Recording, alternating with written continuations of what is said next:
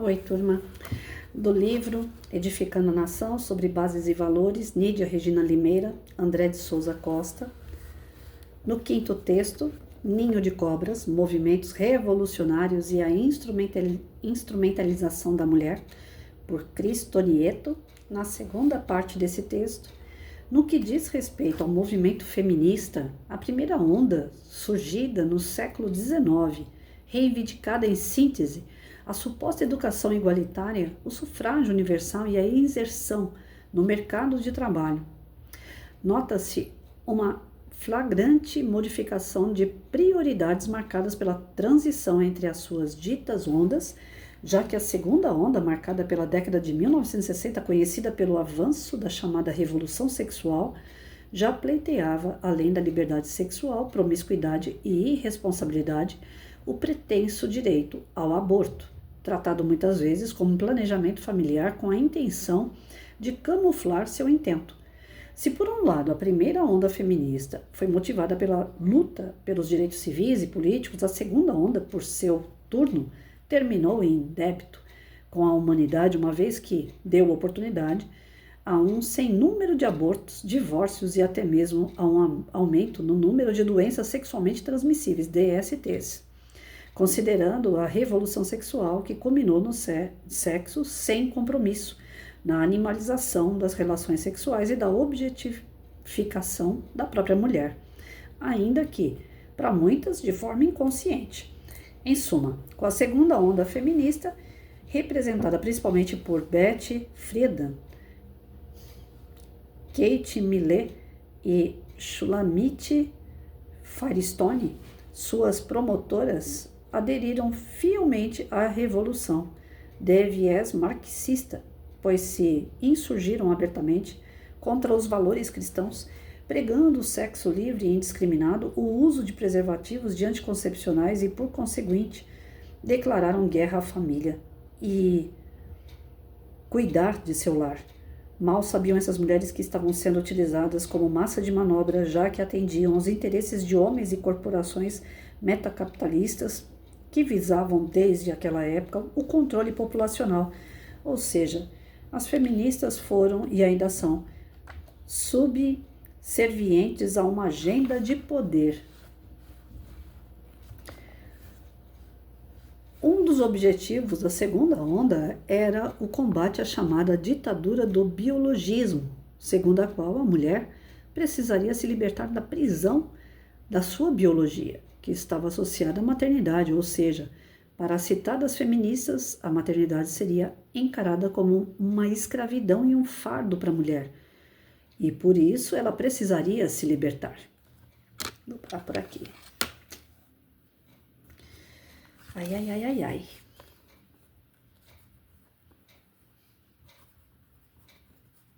Tem uma frase, gente, que fala assim: quanto mais eu conheço o ser humano, mais eu gosto dos meus bichos, né? É de uma forma bem grotesca o que eu tenho para falar sobre essa segunda parte. Nós não podemos nos deixar levar por movimentos que nascem através da insatisfação de um pequeno grupo que se expande a outros grupos e que toma uma proporção aí gigantesca, como se fossem novas ideias. As novas ideias, elas têm o peso e a medida, e ela não cabe para todo mundo, né? Tem pessoas que não nasceram realmente para ser mães, tem pessoas que realmente não nasceram para formar família, para ter um marido, para ser fiel, para trabalhar e fazer o seu lar se desenvolver, né? Conviver em família. Tem pessoas que não são assim, tem pessoas que são mais soltas, querem a tal liberdade, né? Querem viajar, querem farra, não querem compromisso, não querem responsabilidade. Isso é algo de pessoa para pessoa, e a gente não pode tomar como um movimento de transformação para todos. Não pode. Né? Se a gente pensar que nesse segundo movimento, o primeiro movimento ele foi legítimo, tudo bem, as mulheres ganhavam menos que os homens, elas não podiam abrir a boca, elas eram limitadas, né? Os homens com vários direitos, a mulher sem direito nenhum, a mulher era praticamente, né, usada, como dizia minha avó, Quando o meu avô queria namorar com ela, falava, hoje eu quero lhe usar, então vai lá e toma banho. Ou seja, menosprezando se a mulher quer ou não quer, né? Esse tipo de coisa. Para ter um movimento feminista e mudar essa situação que todas em geral passavam, eu concordo plenamente. Assine embaixo, onde tiver que assinar. Mas o segundo movimento querendo a promiscuidade, a mulher sai com um, sai com o outro, ela tem direito tanto quanto o homem. O homem que faz isso é falta de caráter, e a mulher que entrar nesse embalo não é diferente, pelo menos no meu ponto de vista. Então não é a liberdade de sair, de fazer, que vai fazer você ser feliz. Eu acho que tudo tem que ter uma dose certa, um equilíbrio. Caso contrário, a balança pende para um lado e chega inclusive ao lado da loucura, né? Imagina só, eu saí uma vez com um grupo de professoras, um grupo não, duas professoras, me convidaram aí numa lanchonete, restaurante, sei lá o que é aquilo lá. E eu não queria ir. A princípio, não gosto, tal, é de noite eu não gosto de sair de noite. Não, mas deixa de ser careta, deixa de ser boba, você tem que conhecer outros lugares, você nunca foi, você não pode falar que você não gosta sem ter ido. Eu falei, engraçado, eu nunca precisei usar uma maconha, uma cocaína para falar que não gosto daquilo, né? Aí vai daqui, vai dali para não ficar, sabe aquela pressão do tipo assim, para não ficar antissocial, ficar uma pessoa chata, né? E até mesmo sem assunto perante os outros. Então tá bom, eu vou. Aí fui já sabendo que ia me arrepender, né? Falaram assim, lá tem uma mesa, você vai ficar sentadinha na mesa, você vai ficar ouvindo música, você gosta de ouvir música, e a gente vai dançar. Você se importa da gente dançar? Eu falei, não, fico na mesa ouvindo música, tudo bem, pra mim tá tudo certo. Só que o lugar foi enchendo. Gente do céu, elas não ficaram na mesa, aí gente estranha vinha e falava assim, posso sentar um pouquinho aqui na cadeira? Que a cadeira tava vazia, né? Eu, pode, né? Aí vem pessoas passar cantada, porque eu não sei o que passa na cabeça das pessoas nesses lugares que viram tudo bicho, né? Vira tudo animal. Aí vem passar cantada, vem falar coisas, né, desagradáveis, outras agradáveis, mas assim, um ambiente, pra mim, pesado, eu não gosto. E elas lá no salão dançando, de quando em quando elas vinham na mesa, tomar uma água, tomar um refrigerante e tal, até cerveja elas beberam, eu não sou de beber álcool. E aí, do meio pro final da festa lá, eu já tava por aqui, doida para ir embora, e lá na época não tinha Uber, né? Não tinha como ir embora, eu tive que ficar lá esperando a carona para ir embora. Já do meio pro final, elas vinham na mesa contando vantagem. Eu já beijei um, eu beijei dois, aquele outro é muito bonito, Eu comecei a ouvir aquela conversa, eu estranhei aquelas duas pessoas na minha frente, porque eu falei assim, meu Deus, eu saí com duas professoras, que as duas são mães solteiras, né, tanto quanto eu era mãe solteira também na época, as duas eram por motivo de separação e eu por ser viúva. E a gente conversava até então sobre filhos, a gente conversava sobre a escola, a gente conversava sobre coisas maduras. E ali eu tava vendo duas pessoas, sabe, completamente sem moral, sem princípio, largada. E assim, eu estranhei completamente aquelas duas figuras. Eu falei assim, comigo não sai nunca mais. Eu com elas não saio nunca mais. E assinei isso em contrato comigo mesma. Eu não vou mais sair junto com essas pessoas. Não é que eu sou puritana, mas aquele ambiente não serve para mim, aquelas pessoas com aquelas conversas menos ainda. Eu ainda sou do tempo que você namora, você convive com o namoro, você busca um relacionamento sério, ou você se junta, ou você casa, ou você dá continuidade a esse namoro de uma forma responsável. Não assim, eu vou experimentar um, vou experimentar outro, e seja o que Deus quiser, e eu vou sair contando quantas bocas eu beijei numa noite. Isso daí pra mim, nem criança deveria fazer isso, mas é um sinal claro de imaturidade e falta de princípio e valor. Ponto. É a forma que eu penso.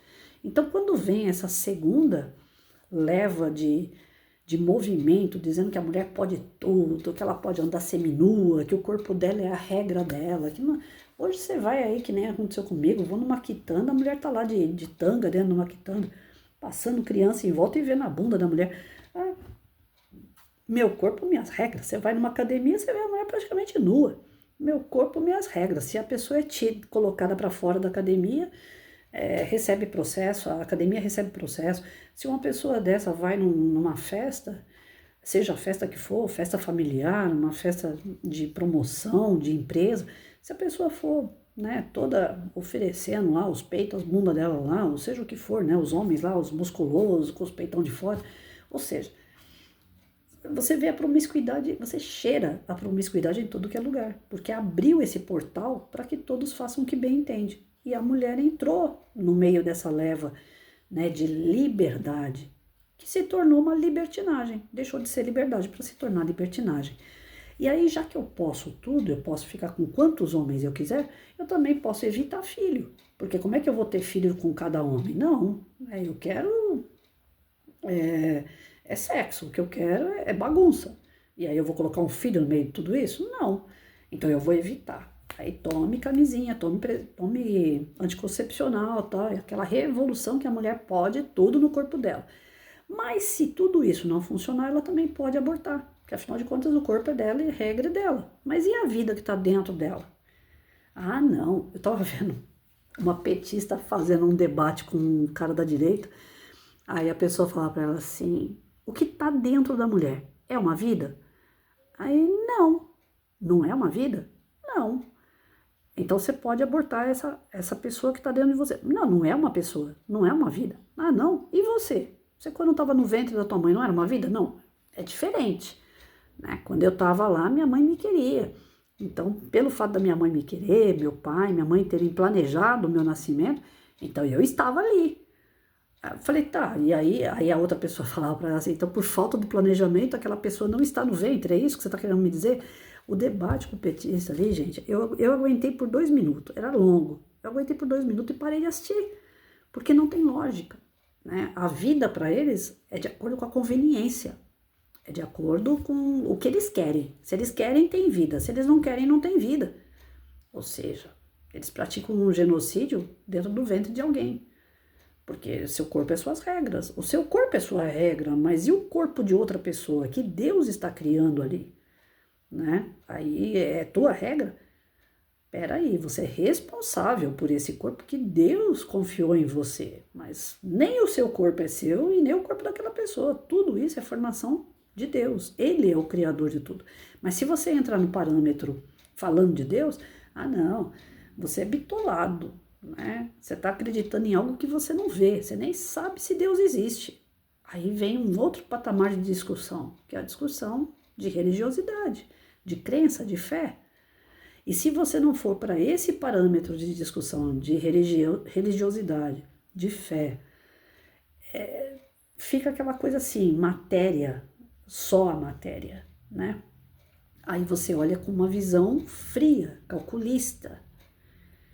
E essa visão fria, calculista, ela é perigosa. Por isso que é tão importante a gente ter um parâmetro religioso, seja ele qual religião for.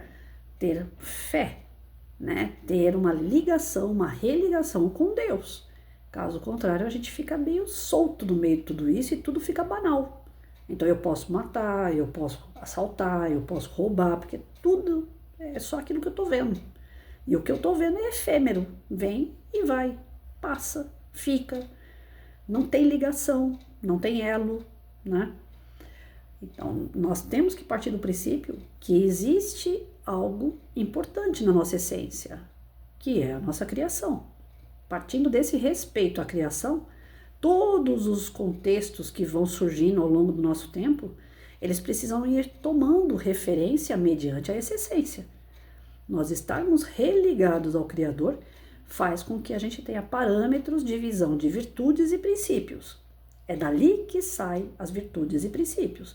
Se não for assim, nós nos perdemos, porque todo ser é egoísta e orgulhoso. Todo ser vai querer o quê? Colocar situações, pessoas, né, a seu favor, de acordo com a sua conveniência. Então, o segundo movimento vem de acordo com a conveniência. As mulheres sufocadas, se sentindo sufocadas, queriam mais do que a igualdade de salário, de direitos trabalhistas, de direitos de poder falar, de poder agir dentro da sua família.